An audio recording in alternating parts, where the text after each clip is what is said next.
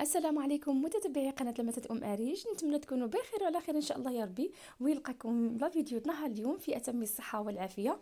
إن شاء الله اليوم جيتكم باقتراح جديد، واحد الغريبة تقليدية، دواز أتاي سهلة مهلة وبمكونات اللي هي اقتصادية. فبقوا معايا حتى نهاية لا فيديو باش تشوفوا المكونات وطريقة التحضير.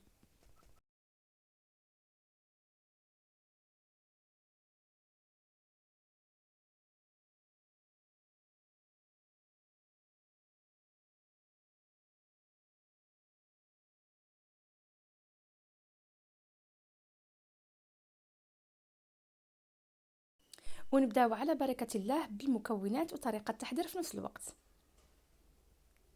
هنا أول مكون عندي هنايا سكر سنيدة، 80 غرام من سكر سنيده. اذا كان عندكم سكر كلاصي من الافضل باش كيسهل العمليه ديال الخدمه، ودغيا كتذوب فيه الزبده كذلك.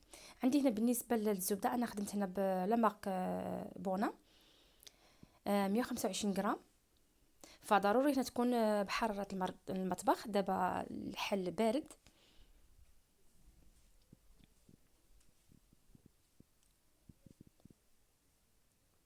هنا غنحاول نخدمها بيديا مزيان مزيان حتى تبدا كتذوب.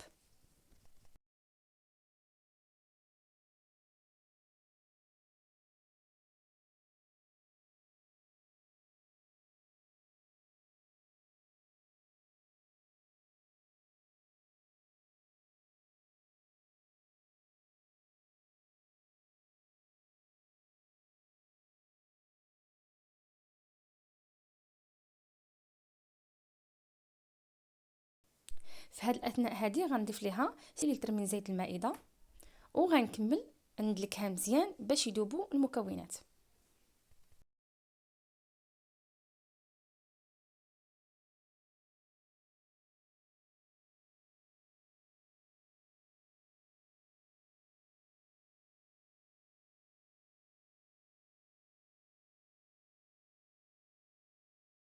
فهنا كيف ما كتشوفوا صراحه يعني كتطلب واحد المجهود. هنا بقاو تخدموها مزيان مزيان حتى كتذوب الزبده.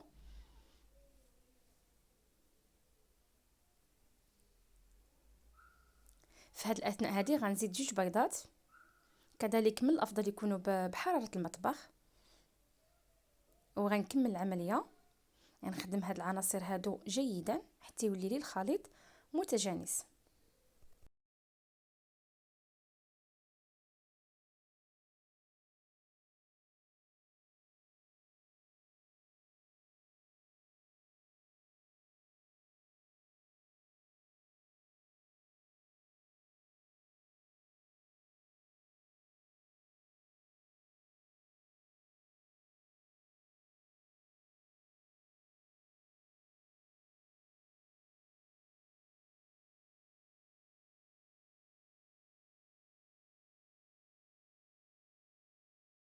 هنا بالنسبه المنكهات ممكن تضيفوا اي حاجه عندكم تنكهوا بها هاد الغريبه هذه. انا عندي هنا كيف ما كتشوفوا كميه قليله من الناطه، وهاد المنكه هذا كيعطي واحد لاغوم، واحد الريحه مزيونه كتجي في الغريبه مزيونه. صافي، وغنكمل كذلك نخلط هاد المكونات هذه جيدا. هنا غادي نضيف واحد 200 غرام تقريبا من اللوز. هنا هاد اللوز هذا حمرته وهرمشته كيف ما كتشوفوا بالطريقه هذه، غير صغير متوسط. كذلك هنا عندي ملعقه كبيره من السمسم اي جنجلان. هاد المكونات هادو كدوزوهم في المقيله يتحمروا شي شويه، ومن بعد كتهرمشوا اللوز. اما الزنجلان كيبقى كيف ما هو. صافي، غنحاول نجمع الخليط ديالي.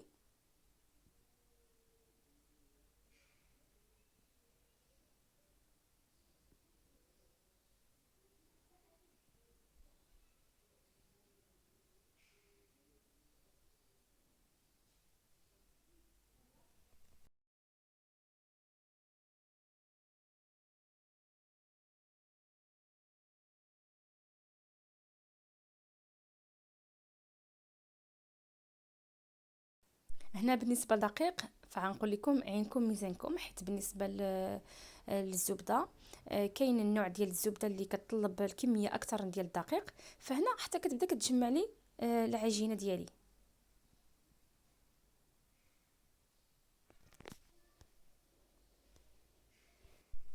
كذلك هنا ضفت واحد الساشي او ساشي من وزن 7 غرام من خميرة الحلويات. صافي، وغنبقى ندخل هذا الدقيق في العجين حتى نتحصل على واحد العجينه اللي الملمس ديالها كيكون رطب.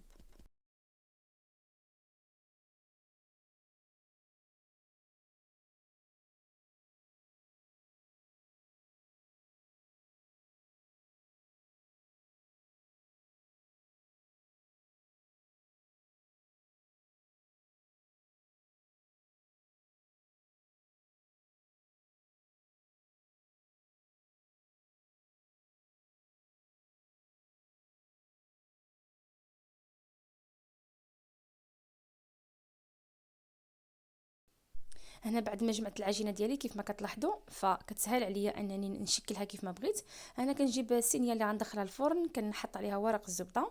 ما كانش متوفر ورق الزبده بلاش، لانه اصلا الحلوه ديالي فيها الزبده، يعني ما غاديش تلصق لي.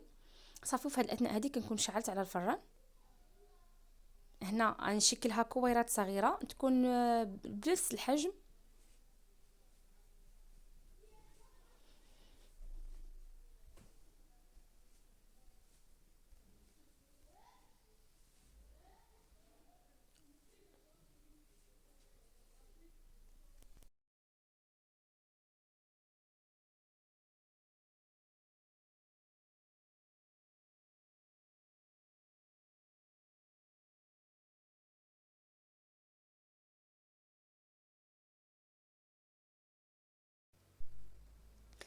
صافي، هنا غنحاول انني نشكلها بيديا كيف ما كتشوفوا. وهنا غنجيب المرشم اللي غنخدم به، كندوزو في الدقيق باش ما كيلصقليش.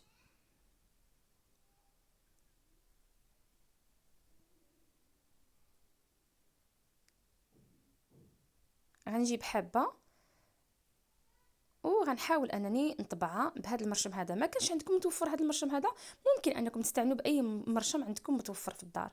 صافي، بكل بساطه غنبقى حتى نسالي الكميه اللي عندي كامله وندخل الصينيه ديالي الفرن على نار اللي تكون متوسطه حتى تحمر من التحت ومن الفوق. ونتلاقى معكم في نهايه الفيديو.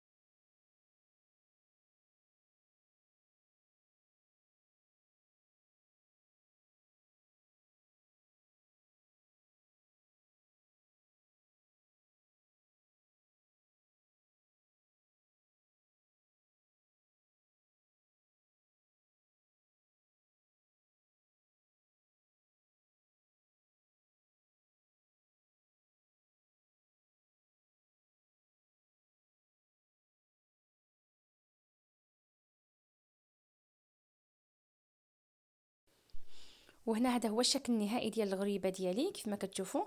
الحجم ديالها كيزيد وكتشقق باش كيتبان داك الرشمه اللي فيها. هنا غنحاول نستفها في واحد البلاطو ديال التقديم.